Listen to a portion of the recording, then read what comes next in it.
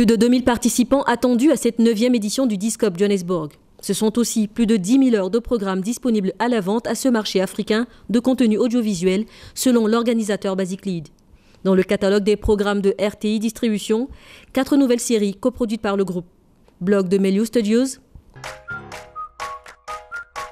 J'ai choisi pour être à la une de mon blog ce charmant petit couple avec lequel on ne s'ennuie jamais. 20-30-40 des sœurs Hamon.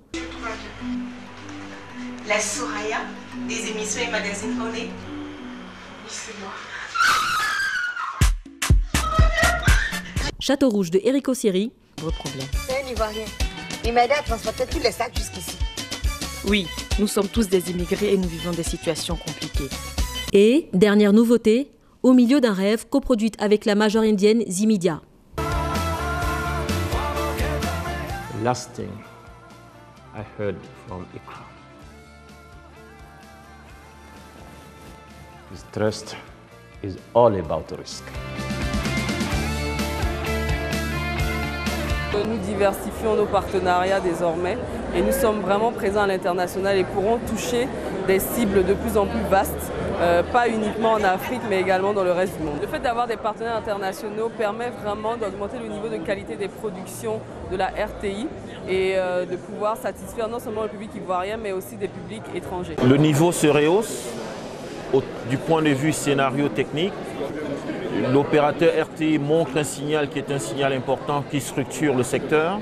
Déjà, les thématiques sont d'actualité, c'est intéressant. Et du court extrait qu'on a pu voir, c'est que la qualité technique est plutôt bonne. Je suis ravi du partenariat qu'il y a entre la RTI et TV5 pour cette coproduction. Et ce que j'ai beaucoup aimé également, c'est ce partenariat avec l'Inde. C'est une première. Mis à part ces 4 projets qui ont été présentés aujourd'hui au Discope Johannesburg, la RTI a en ce moment une quinzaine d'autres projets de séries en cours sur lesquels nous travaillons et sur lesquels nous avancerons en 2017. Pendant 3 jours, producteurs indépendants, distributeurs de contenu et chaînes de télé du monde entier se font la cour avec des programmes toujours plus innovants. La tendance reste au contenu fait par des Africains pour les Africains et au format prêt à l'export. Le Discope, c'est aussi l'occasion de parler du rayonnement et de l'avenir de l'industrie audiovisuelle qui, depuis quelques années, braque ses projecteurs sur l'Afrique. Ce que nous constatons et ce qui nous fait très plaisir, c'est de voir qu'il y a de plus en plus de producteurs et de distributeurs de contenu produits en Afrique.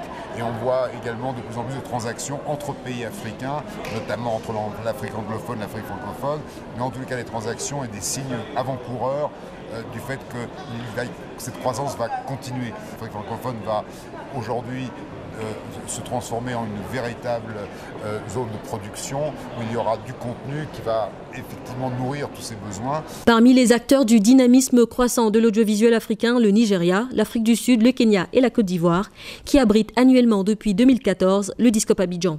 Un marché qui s'annonce déjà comme la plateforme africaine dédiée au contenu audiovisuel francophone.